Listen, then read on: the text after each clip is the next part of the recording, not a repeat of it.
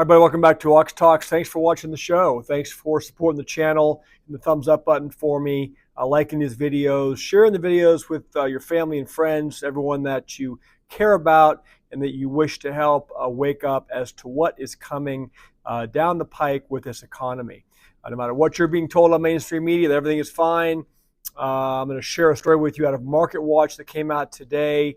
On the heels of my video yesterday, where it has come to light that Warren Buffett's been liquidating massive amounts of his Apple stock. We already know he's been selling his Bank of America stock. And he's sitting on the largest cash pile ever for Berkshire Hathaway. $325 billion, something like that, that now he's converted into cash. He's not even buying back his company's own shares. So this is out of Market Watch today. Oh, by the way, please subscribe if you haven't subscribed so we can keep growing the community. This is, again, out of Market Watch today. It says 7 big clues that a recession is going to clobber the stock market. And right now, the euphoria continues. Yes, there was a sell-off today in the market. I think there's some election anxiety, some jitters, which is understandable. Market was down a bit today. I saw crypto also sold off a bit. Gold finished flat, silver finished flat. The 10-year was down, I think, 6 basis points today. So what does that mean? Maybe there's a little bit of uncertainty, fear trade going on, some buying of bonds. Leave your comments below. Feel free to interact and let me know what you think. But this article says and I want to finish that point. Everyone is still very euphoric. Let's see what happens with the election. Things can turn on a dime. There are so many problems right now with the economy that the next U.S. president is going to have their hands full. I'll tell you that. This says when stock investors are as bullish as they are now, it's a good time to ask what could go wrong. Well, again, one could speculate that Warren Buffett is asking that question. That's why he's been going to a huge stockpile of cash, while mom and pop and the average Joe Q are piling in the market and Nvidia stock and all this stuff and thinking that the party's never going to end. It says we got a hint last week in the October U.S. jobs report, which came in below expectations, that were already ratcheted down because of bad weather. This could signal the beginning of labor market trouble, which could tip the economy into recession by the middle of next year, according to Doug Ramsey, Chief Investment Officer at the Leuthold Group and co-portfolio manager of Leuthold Core Investment Fund. It's as if Ramsey, strike that. He says a recession is likely, but not until mid-2025. Again, comment below. I'm sure many of you already believe, depending on your circumstances, that we're already in a recession. I would tend to agree with that scenario. But this guy says recession's likely in mid-2025. He said in a recent interview, he described the current market environment as perilous. Perilous. 4 big picture concerns. And this is what I wanted to lay out for you. Again, this is one person, the author's analysis and opinion. You're welcome to leave your comments on what you think is going to be unfolding. He says recessions most often begin in a year after a presidential election. In the past century, 8 U.S. recessions have started in the year after the presidential election. 6 began in the election year. 2 started in the midterm year, and none of the recessions began in the pre-election year. It says the idea here is that the party in power pulls levers to stoke the economy ahead of elections to garner votes. Then after the election year, the hangover sets in. Point number 2, valuation risk is extremely high. Valuations, he says, are not a good market timing tool, but they suggest where the market may be heading. Sooner or later, he says sooner or later. The current extreme valuations are troubling. The S&P, listen to this, the S&P 500, SPX trades at around 22 times forward earnings, he says, right now. The only time it has persistently traded above 21 was during 1999 to 2000 and during the COVID-19 stimulus mania of 2021. Go back and do your homework and look at what happened leading just after 1999 and 2000 with the stock market. It's called the dot-com bubble. He says valuations are high enough that I would be well below my maximum equity allocation. Mid-cap and small-cap stocks are more reasonably priced, he adds. Again, I'm sharing the article with you. I'm not giving you financial advice. I'm not giving you trading advice, economic advice. You guys do your own research, okay?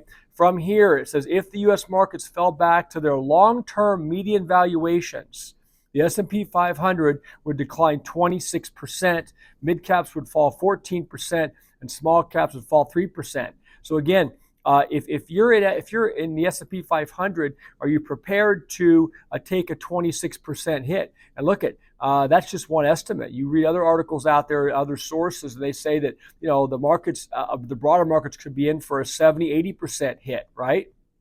Ramsey said he doubts earnings and profit margins growth will be high enough for stocks to grow into current valuations, as some strategists suggest. Point number 3, it will take a while to reverse the impact of aggressive monetary tightening. The U.S. Federal Reserve cut rates 0.5 percentage point in September, but the preceding rate hiking campaign was so aggressive, he says, it's going to take more cuts to dull the impact of the rate hikes. The Fed raised the funds rate more than 5 percentage points to 5.5% from early 2022 to last August. It typically takes at least a couple of quarters for shifts in monetary policy, he means the recent September rate cuts, to have any kind of impact. And then the last point he makes, or the fourth, inflation may not continue in a downtrend. Number one, some inflation is not in a downtrend, okay? Which we know, we talk about all the time on this channel. Again, we know what's happening with food. We know what's happening with rent costs, housing costs, insurance costs. The S&P 500 is up 35% in the past year. Normally, these big bull market runs happen when unemployment is much higher. So the weak labor market, he says, dulls the impact of portfolio gains on consumer spending. But that isn't the case now because unemployment is so low, he says. Without the buffer of joblessness, asset price inflation spills over into consumer prices. The upshot, inflation may not be as dead as everyone thinks. If that's the case, the Fed may have to pause rate cuts, increasing the odds further of recession. He says there's 3 hidden warning signs. Number 1, the number of employed workers is rising at a rate that normally signals a recession. Over the past year, the number of people out of a job is up by 13.7%. In the past, when the rate of change exceeds 10%, you're on the doorstep of a recession, or, he says, in a recession. This has been the point of no return. Number 2, warning sign, he says. The number of full-time jobs is contracting. As of the end of September, full-time jobs were down 0.5% compared to a year earlier. This has never happened outside of a recession, according to this guy. Companies seem reluctant to take on full-time workers and are hiring part-time workers instead. That normally also, he says, forecasts recession. It is a sign of a lack of business confidence, but it also means less income for workers. Part-time jobs normally pay less and usually do not offer benefits. And his third warning sign, he says, employment growth has almost fallen to the level that signals recession. Typically, when non-farm payroll growth falls below 1.4%, a recession follows. He says, we are there, with October growth at just 1.35%. Historically, that is the stall speed, and has also been the point of no return. The reason, lower job and income growth leads to weaker demand, which generates weaker employment growth. September jobs report puts, he says, a recession, he says, off the table. But what he's saying here is that, actually that it's putting it on the table, and here's the warning sign. So that seems a bit inconsistent there with that last statement. Again, I'll leave it about 9 minutes today. I wanted to share the article with you on the heels of, again, yesterday's video. If you haven't watched it, go back and watch it, where I share what Warren Buffett's doing with liquidating his positions in a lot of his holdings and sitting on the largest cash stockpile in history for his company. Okay, so he's got one of the wealthiest guys in the world. one of the guys that is in the know with everything when it comes to economics and markets and business cycles and businesses and earnings, and he is selling. Okay, again, not financial advice. I just want all of you, especially if you're in the market, to take heed of this, pay attention.